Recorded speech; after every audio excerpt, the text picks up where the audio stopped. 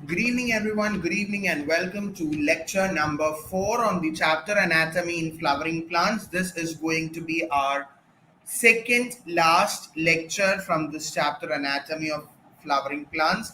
Today, we are going to discuss about the anatomy in detail about each of the parts, that is, about the root, then about the stem, and finally about the leaves. We will be discussing the structures of both dicot and monocot stem, dicot and monocot root, and dicot and monocot leaf as well in today's class.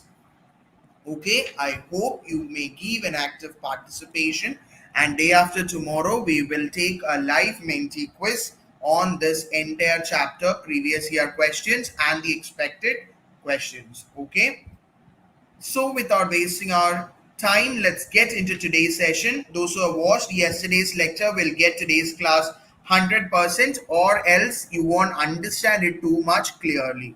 Okay, because technical biological terms I'll be using over here in this session. Those who are watching the session right now, don't forget to hit the like button, do share the video to your friends, and subscribe the amazing platform for more updates on biology. Let's get started with the first one, that is about the dicot root. What is the first thing that we are going to study right now, right today over here? It is about the dicot root. Clear, everybody? Yes, is that clear for everyone? Just before, for those students who have not attended the previous class, I will just give a brief idea about some of the terms which I will be using over here in today's class. So I'll give a small idea about the same. So let me take out a blank slide so that I can explain the same for you. Listen very carefully.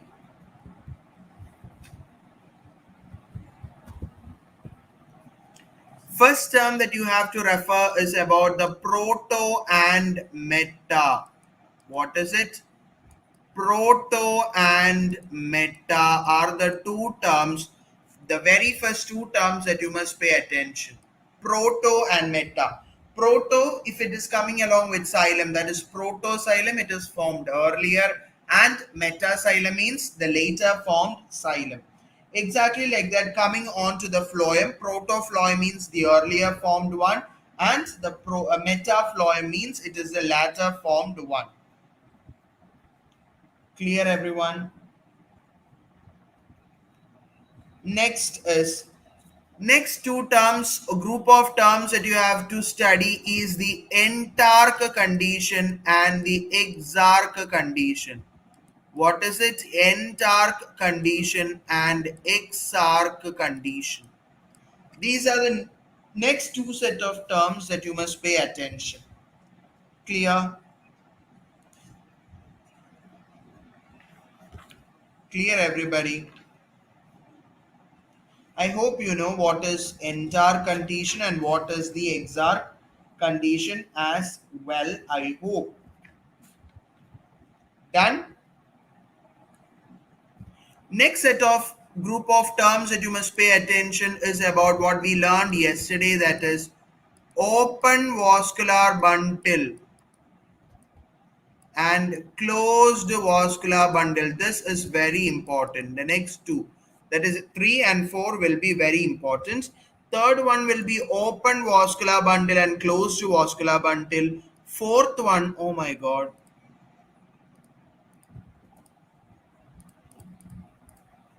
oh my god, yes, you have to study about the open vascular bundle and the closed vascular bundle. Along with, you have to study about radial vascular bundle and the conjoint vascular bundle. So these are two important terms that you must pay attention. What is open and what is closed, I will just explain to you with a small diagram.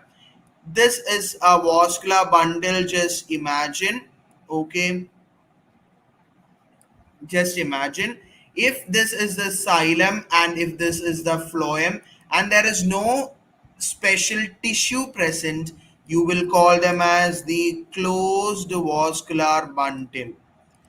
If there is a small strip of actively dividing cell like a cambium is present, okay, if a cambium, what is this tissue that you will call them as cambium? If cambium is present, then you will call them as the open vascular bundle.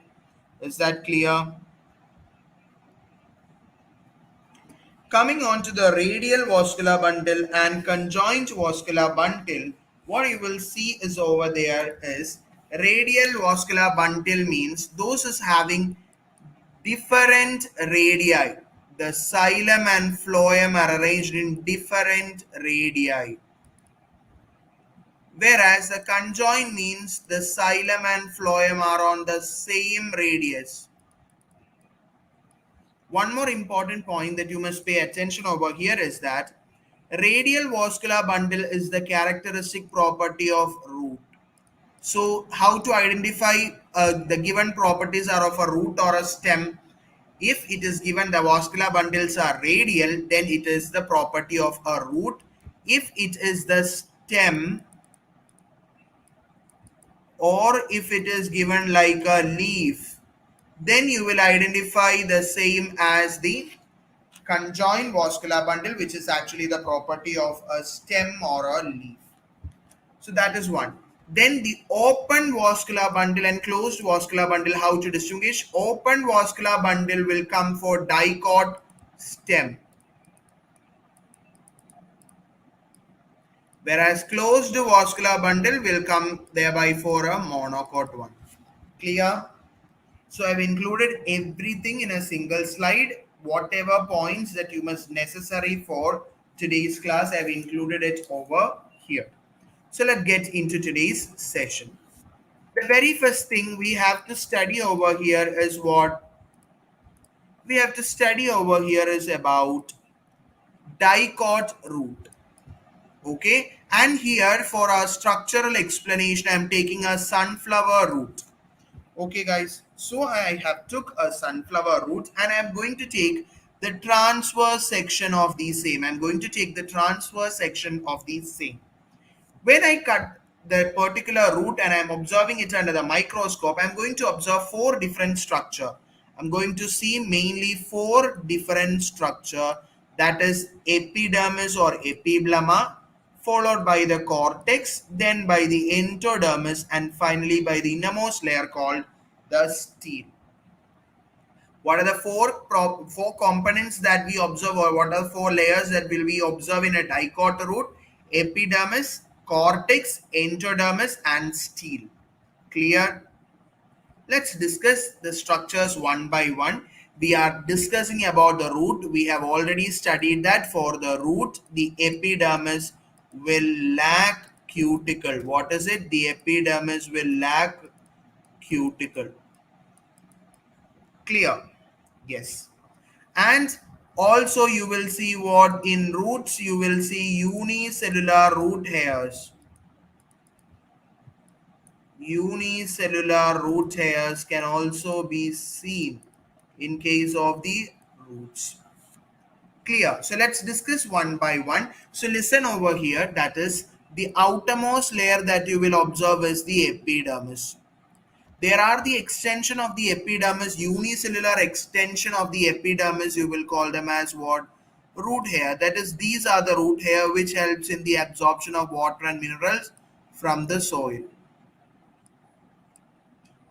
For your laboratory experiment, you have to draw and study this.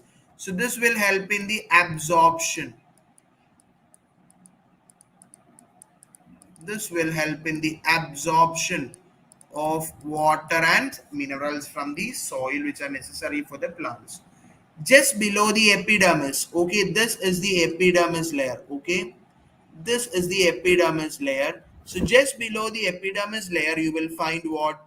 Just below the epidermis layer you will find the cortex layer.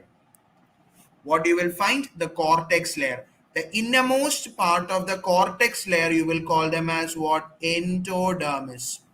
The innermost layer you will call them as what? The endodermis.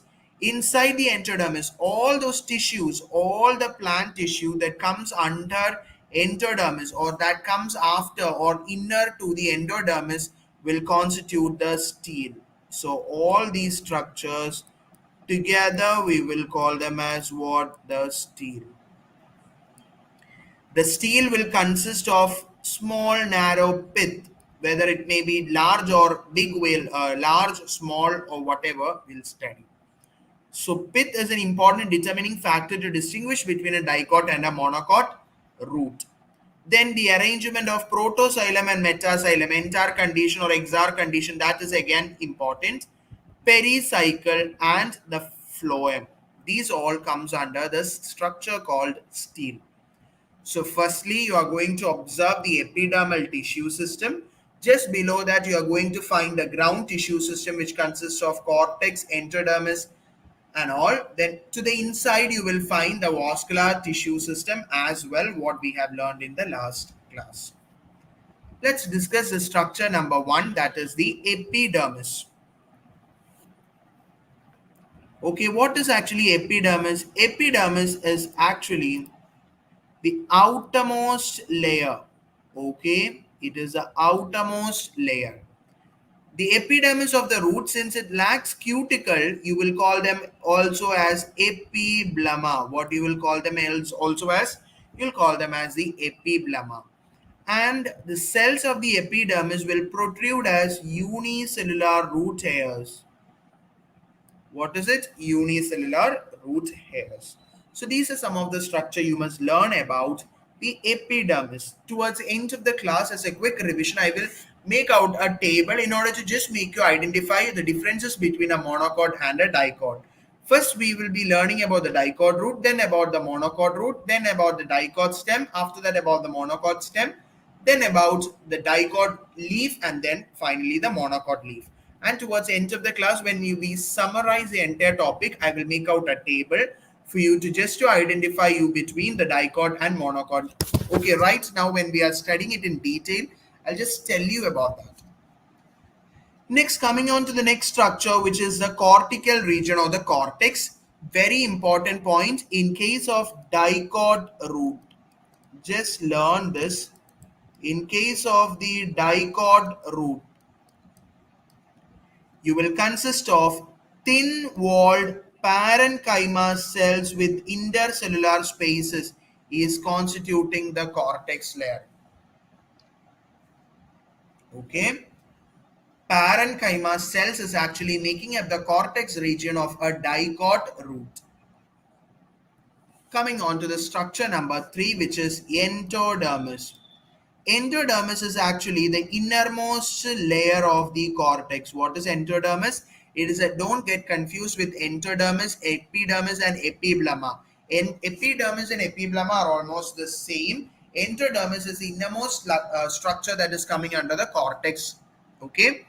The endodermis will consist of this barrel-shaped cells. What is it? This is the barrel-shaped. Okay. Barrel-shaped cells without intercellular spaces. Very important point. You can expect questions from this barrel shape. So barrel-shaped cells without intercellular spaces can be seen in which layer? Endodermis. This statement is a previous year MCQ question. The tangential and radial walls of the endodermis have a deposition of suberin in the form of Casparian strips. And what are the importance of Casparian strips? The Casparian strips is made up of suberin, which is actually water impermeable, and it is a waxy material. So a waxy material that is impermeable to water made up of suberin is known as the Casparian strips. So what are the important points that you must study about endodermis over here? Endodermis will be the innermost layer of the cortex layer and consists of barrel-shaped cells without having any intercellular spaces. The tangential and the radial walls of the endodermal cells will have a deposition of suberin, which is actually a water impermeable and a waxy material in the form of a Casparian strip. Done? Done, everyone? Yes. Let's now discuss about the structures that are coming under the structure known as the stele. It's not S-T-E-E-L, it's S-T-E-L-E, stele. It is the tissues on the inner side of the endodermis. Very important point. Sometimes a question can come for you to get it arranged also, guys. So be careful. First is the epidermis, then comes the cortex, then comes the endodermis, and then you will have the innermost structure known as the stele. So the first one inside the stele will be the pericycle. A new term for you, pericycle. Pericycle is consisting of thick-walled parenchymatous cells, which is lying next to the endodermis. Very important point, initiation of lateral roots and vascular cambium during secondary growth takes place in these cells. So from there you will get to know that it is a characteristic property of dicots only. What is a property of dicots only? Secondary growth is actually a property of the dicots only. So pericycle will be present in a dicot root. Clear? It will be more active in case of a dicot plant. So inside to the endodermis, you will find a parenchymatous thick-walled cellular layer, which is the pericycle. And what is the function of the pericycle? It will initiate the formation of lateral roots and vascular cambium, and thereby helping in the secondary growth. Coming on to the inner structure of pericycle, you will have the pith. Pith is actually the innermost region, which may be small or inconspicuous. What is it? It may be small or inconspicuous. Yes, it may be small or inconspicuous. That is actually a final and an important property of a dicot root. Okay, so what is the property? Sometimes in the question paper it may be given that the pith is small or inconspicuous. Then suddenly the term that must come to your mind will be about the dicot root. Okay, then the important. Okay, it is a dicot root. Then coming on to the conjunctive tissue. Conjunctive tissue is actually the parenchymatous cells lying between the xylem and the phloem. Okay. Finally, you will have the vascular bundles. Here, the vascular bundle also plays a key role in identification. 2 to 4 xylem and phloem patches. So, how many xylem and phloem patches will be there? 2 to 4. Later, a cambium ring develops between the xylem and the phloem. Already, we studied that open vascular bundle. If cambium is present, what will be the type of vascular bundle? It will be open vascular bundle. It will be what? It will be an open vascular bundle. So once again, I will repeat all the points for you. You will have the epidermis as the outermost layer, which will contain the unicellular root hairs. Just below the epidermis, you will find a cortex, which is made up of thin-walled parenchyma cells. After to the end cortex, you will find the endodermis, which is the innermost layer of the cortex, which consists of barrel-shaped cells without intercellular spaces. The tangential and radial walls of the endodermal cells have a deposition of suberin, which will never allow water to move in, and it is a waxy material in the form of a Casparian strip. Finally, you will have about the structure of a stele. There you have to understand that the pith is small or inconspicuous in a dicot one. They will have 2 to 4 xylem phloem patches. A vascular cambium, that is not a vascular cambium, a cambial ring will be developing between the xylem and the phloem. You must study the function of a pericycle. Pericycle will help in the initiation of lateral roots and vascular cambium formation during the secondary growth of the plant. That's all about what? That's all about a dicot root. Coming on to the structure of a monocot root, you will be very easy. There are only a few structures. Okay, that is, it includes epidermis, it includes the cortex, then you will have the endodermis, then the pericycle, vascular bundle, and the pith. There we studied that it will be 4 to 6 xylem and phloem. Okay, 4 to 6 xylem and phloem in a dicot. right? So, but in case of a monocot, you will have more than 6 xylem bundles. That is polyarch condition. What is the condition? Polyarch vascular bundle is present in a monocot root. There, the pith was small and inconspicuous. Here, the pith is large and well developed. There, secondary growth used to take place, but here, no secondary growth. So from here itself, you can come to a point that is in dicot and in the monocot. What are the major differences that we can write? Secondary growth is present, secondary growth is absent in the monocots. Second point that you can write is pith is large. Pith is large, here pith is small. Here you will see 4 to 6 vascular bundle. Here you will see more than 6 vascular bundle. Clear? Maybe writings may not be clear, but the points I am conveying to you. Hope it's perfectly fine and clear for everybody. So that is all about a monocot and a dicot root. Next, we are going to study about the structure of a stem. What next we are going to study?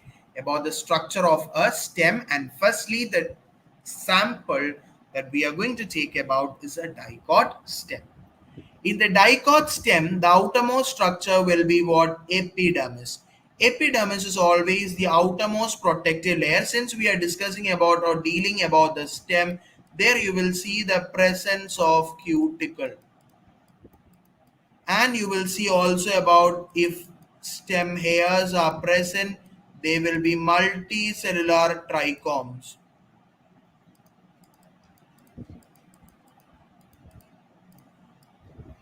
About the multicellular trichomes. Epidermal hairs in case of stem, you will call them as the trichomes. Covered by a thin layer of cuticle, it may bear trichomes and a few stomata. Coming on to the below layer of epidermis will be the cortex. It is a multiple layer of cells. There is a multiple layer of cells arranged between the epidermis and the pericycle. Starting will be the pericycle. From pericycle, you will calculate with the what? Steel, right? The structure called steel, you will calculate or write from pericycle, pith, vascular bundle, like that you will come out. But the layer between the epidermis and the pericycle, you will call them as what? The cortex. The cortex in case of a dicot stem will be composed of 3 different type of layers. It consists of a hypodermis, cortical layers and endodermis. In the last one we studied epidermis and then cortex, and finally you learned about the endodermis. But here in addition to endodermis, you will see 2 more classification, that is hypodermis and the cortical layers will be present over there. What is hypodermis? Hypo means, look, the layer just below the epidermis, you will call them as the hypodermis. It consists of layers of collenchyma. So guys, the collenchyma layer here is what? This collenchyma layer is actually what? The hypodermis. It provides mechanical strength to the young stem. Clear? So this layer, so this violet highlighting layer, you will call them as what? This collenchyma layer, you will call them as what? Hypodermis. It is known as hypodermis. Below the hypodermis, it consists of rounded thin-walled parenchyma cells. That you will call them as the cortical cells. So this round structure over here, this is the parenchyma cell, which you will call them as the cortical layer. Below the cortical layer, you will find the endodermis. In case of a dicot stem, you will find it as the innermost layer, which is rich in starch grains. So you will call the endodermis in a dicot stem is also known as what? Starch sheath. So what is a starch sheath? It is actually the stem of a dicot the endodermis of a dicot stem. You will call them as what? Endodermis. or the starch sheath. Is the four structures clear for everybody? Then we have to discuss about the steel as well. So extra bit of information, epidermis is same, there is no root hairs or something. Here you will see multicellular trichomes. There is, in case of the root, you have studied about a single layer of cortex which consists of cortex and the endodermis, but in case of the dicot stem, you will have to learn about the hypodermis and cortical layers as extra. Clear? Hypodermis will be collenchyma cells, cortical layers will be parenchyma cells, endodermis will be starch-rich layer, which is therefore known as the starch sheath.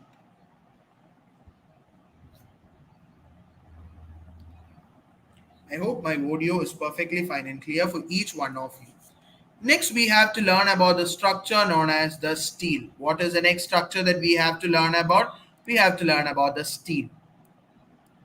Stele will first of all consist of the part known as the pericycle.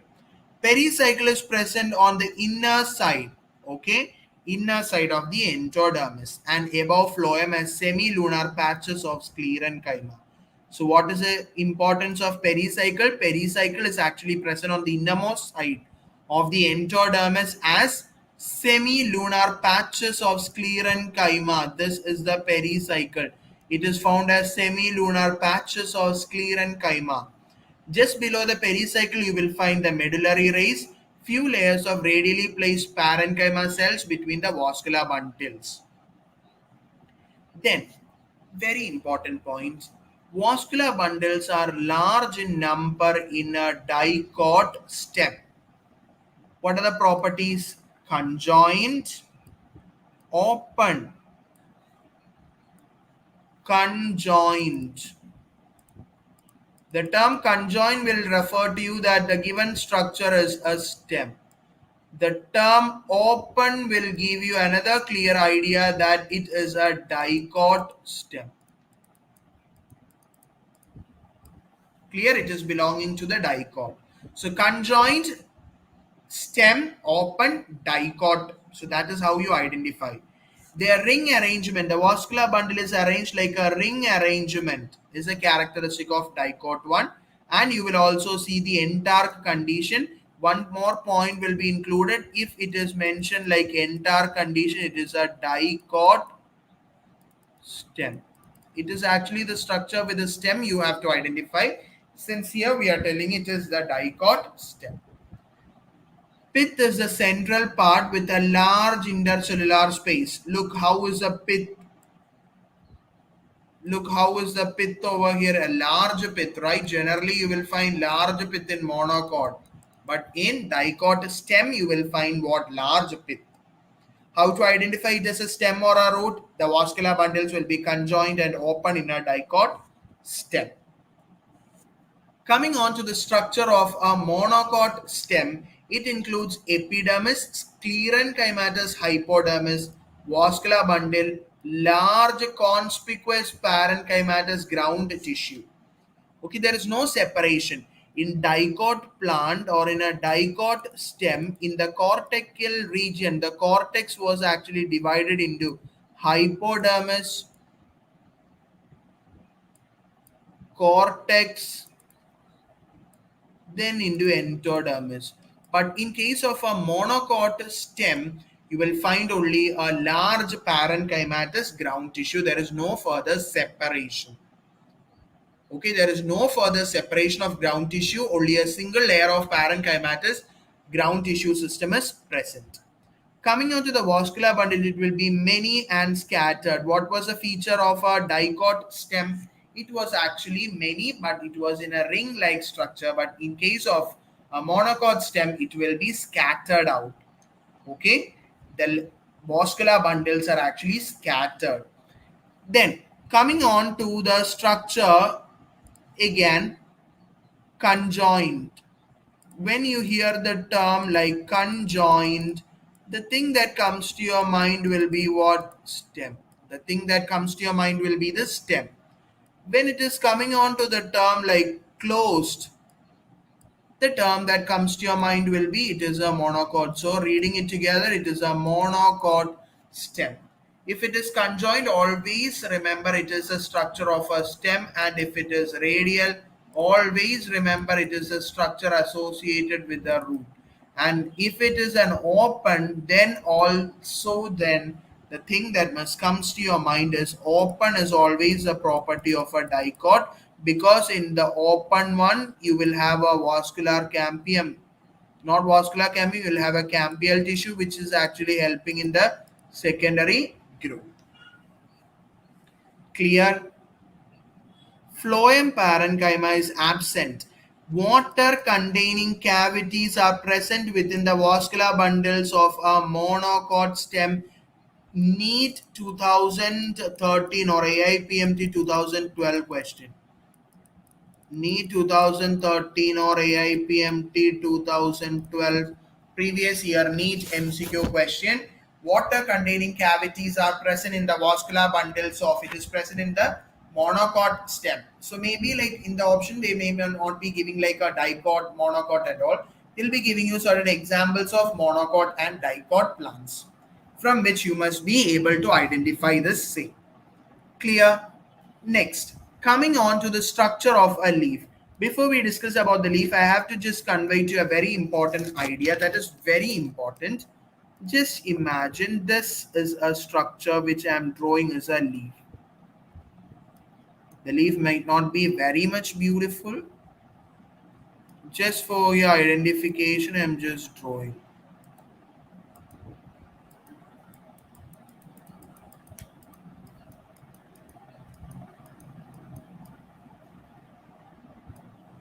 Okay, just not making it in a perfection or something. Just I have to introduce before you two important terms. For that, I have just drawn this diagram. It not be just perfectly drawn. It's not at all perfect or not at all clear as well, right? So anyway, so this is the upper surface, right? This is the upper surface of a leaf, right? Which we will see. So the upper surface of the leaf, you will call them as what? Adaxial surface. Adaxial surface. In the upcoming slides, I will not be telling upper side of a leaf, lower side of a leaf. I won't be telling all those things. I will be telling adaxial surface. You must automatically understand adaxial means it is the upper one, and this is the bottom part or the lower part of a leaf, which you will call them as what? The abaxial surface.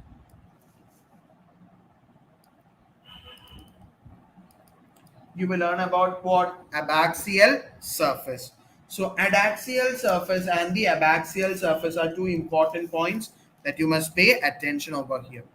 Coming on to the first structure of a dicot leaf. The dicot leaf is also known as dorsiventral leaf, very important. Whereas a monocot leaf is called isobilateral leaf. Dicot leaf is also known as what? Dorsiventral leaf. So a dorsiventral leaf or a dicot leaf will have the three main parts in its vertical section, that is the epidermis, mesophyll and the vascular system. Epidermis, in case of a dicot leaf, it will be present in both the upper surface. It will be present both in the upper surface and in the lower surface. That is in the adaxial as well as in the abaxial surface. Leaf, being it a leaf, it definitely have cuticle over there. Stomata are more generally in the abaxial surface and fewer or absent in the adaxial surface. That is mainly stomata are focused on the lower surface of the leaf. Look, this was actually the leaf. So this is the upper part and this is the lower part. So stomata are generally in the lower part. That is in the abaxial part, not in the adaxial one. Ada means what? Adaxial. It is the upper.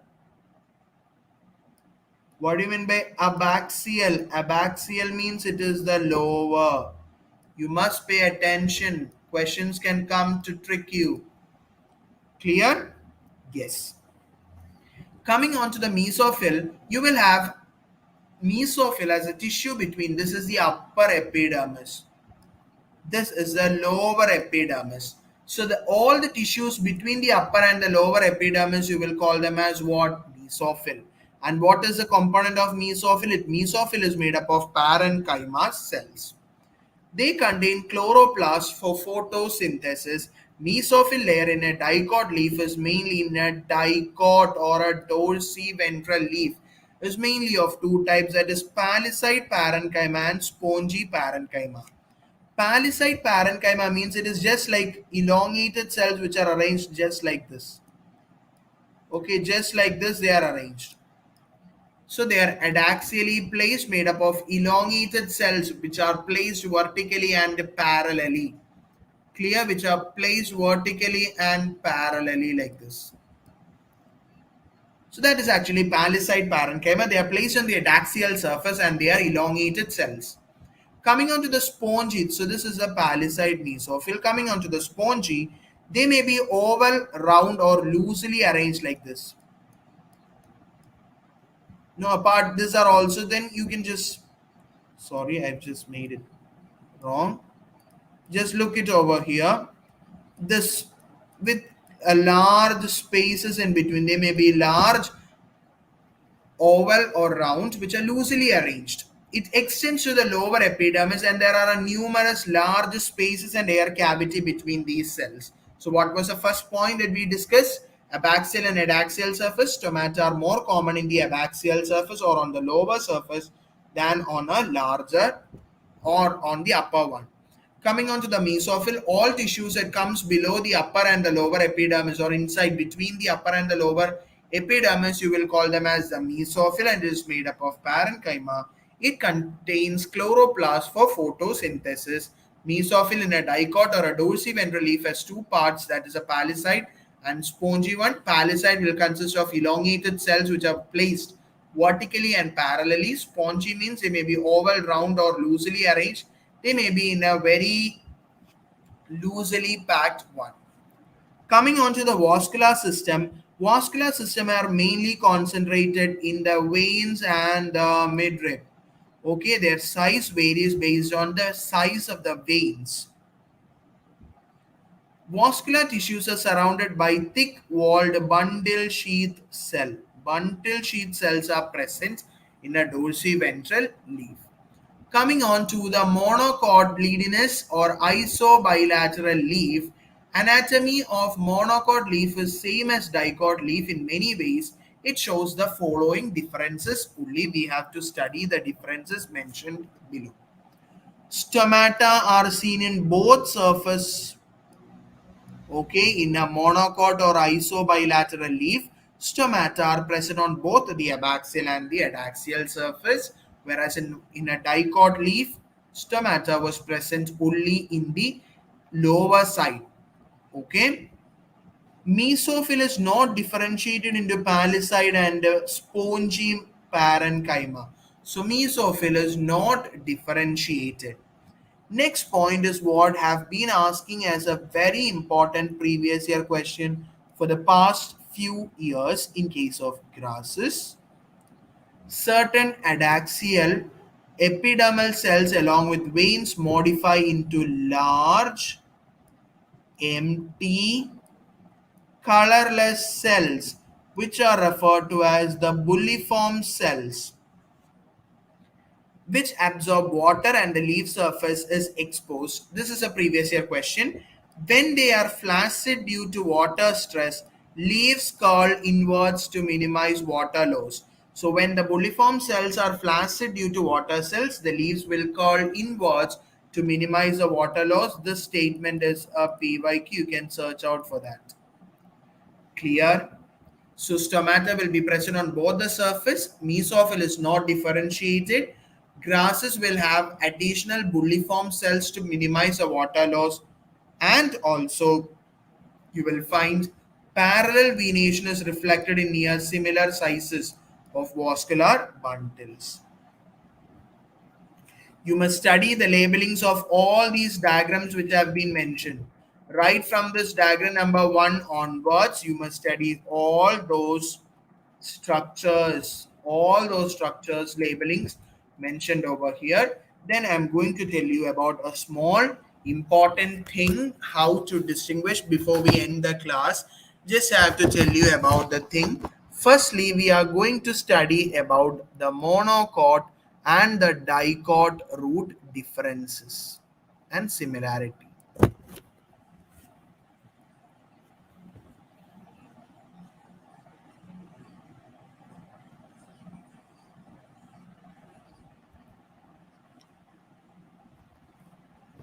Coming on to the epidermis. Epidermis will in both it will be single layered with a unicellular root hairs. It will be single layered with a unicellular root hairs. Cortex will be parenchymatous in both monocot and dicot root. Endodermis, being the innermost layer of the cortex, it is a single layer of barrel-shaped cells without intercellular spaces. In the dicot root, we learned about the suberin, where the water is impermeable and it is a waxy-like structure. The endodermis of a dicot root is also known as Casparian strip. Whereas in monocot, there is no such speciality, it is just a single layer of cells. Coming on to the pericycle, pericycle is helping in the secondary growth by giving rise to lateral roots and vascular cambium. But in case of monocot, pericycle is present only to give rise to lateral roots. Cambium appear at the time of secondary activity, that is open vascular bundle. There you will find what cambium.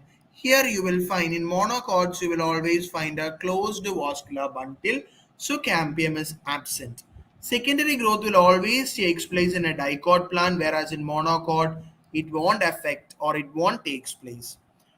In dicot, you will find 2 to 4 xylem phloem patches, whereas in monocot, more than 6, that is polyarch condition. Vascular bundles are radially arranged. Vascular bundles are radially arranged. In both the structures, they are radially arranged. Finally, coming on to the pith is very small or absent in a dicot root, whereas in a monocot, it is large and well developed.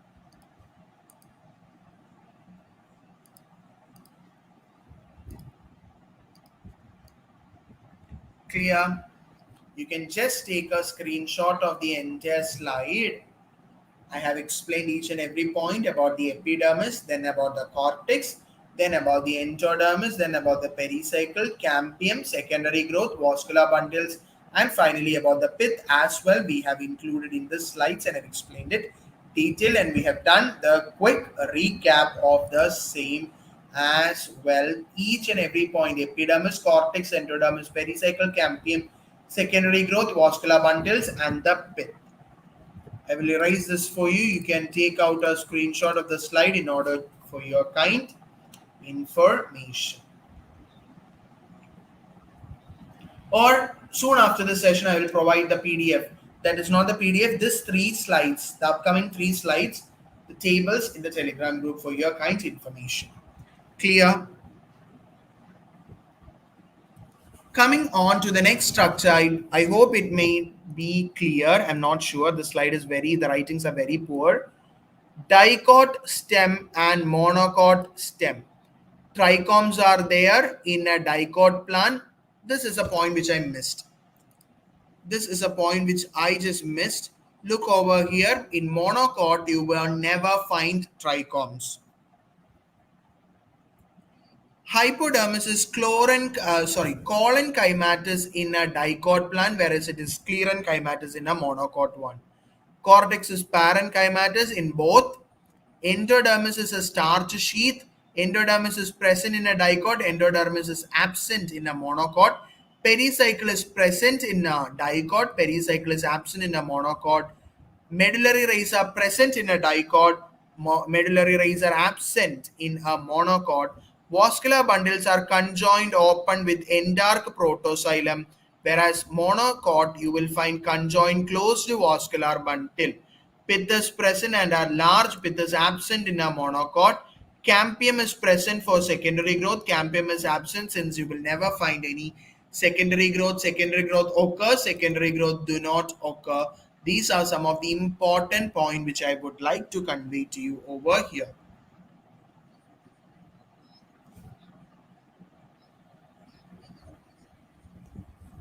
Tomorrow we will learn about the secondary growth. There we will learn about 4 to 5 new terms.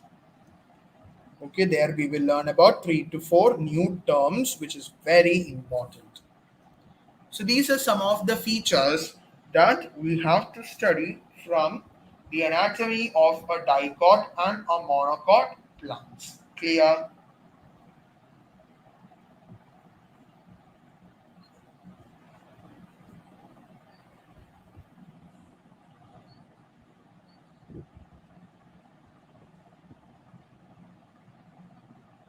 Yes, these are the points that have been mentioned over here.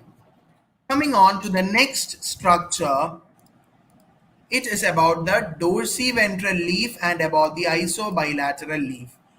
Appearance: upper surface appears more green in dicot. Both surfaces are similarly green. If you check out a grass leaf, you will find both the surface are all similarly green color.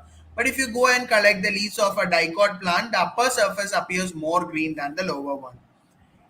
More stomata on the lower surface in a dicot, equally on both surfaces in a monocot. Reniform guard cells, that you will call them as what? Bean shape. For this reniform, you are going to call them as what? Bean shaped guard cell. In monocot, dumbbell shaped guard cell. Bulliform cells are absent in dicot. Bulliform cells are present in a monocot. Mesophyll is differentiated into palisade and spongy in a dicot, whereas there is no such differentiation in a monocot. Venation is reticulate in dicot, venation is parallel in monocot. Bundle sheath chlorophyll is absent, bundle sheath chlorophyll is present in a monocot leaf. So these are some of the important points which I have to just tell you, or which I have to just convey to you today. So we have started this with the anatomy of the dicot and the monocot plant. We discussed first about the roots, then about the stem, and finally we discussed about the leaf as well. Am I clear? Then we learned about the anatomy and of a dicot root, its characteristic. Each of the portions we have discussed in detail. Apart from the past 2 to 3 classes, this lecture is having more than 30 minutes because this is a very important session, even though the questions that have been came from the previous year is very few from this area. Most of the questions from the previous year, the highest weightage topic of this chapter is Xylem and Phloem. That is our lecture number 2, complex permanent tissue, that we have did. From that, you will expect a lot of questions in the previous year. You can see in this area, you will see question, but it may not be direct question. It may not be some direct questions will not be coming from this area. Then we learned about the monocot root, dicot stem, its structures, then about the monocot stem, about the dorsiventral, and finally about the isobilateral leaf as well we discussed. And these 3 tables I will post in the Telegram group right now itself. This is today's homework. Please do comment the answers. Okay, please do comment your answers in the comment section. Maximum number of vascular bundle is present in monocot stem, monocot root, dicot stem, or it is a dicot root. Please do comment about the session as well, whether the topics taught to you are clear or not. So 2 things, you have to comment down the answers of the homework. You have to comment about how the session went as well. So see you guys. See you tomorrow with the final part of the anatomy of flowering plants. Day after tomorrow, we'll have a Menti quiz, a live interactive Menti quiz. So see you after a long time for a live quiz. Bye-bye, guys. See you in the next class with a super amazing session. The last and final part, that is the secondary group. See you guys. Clear?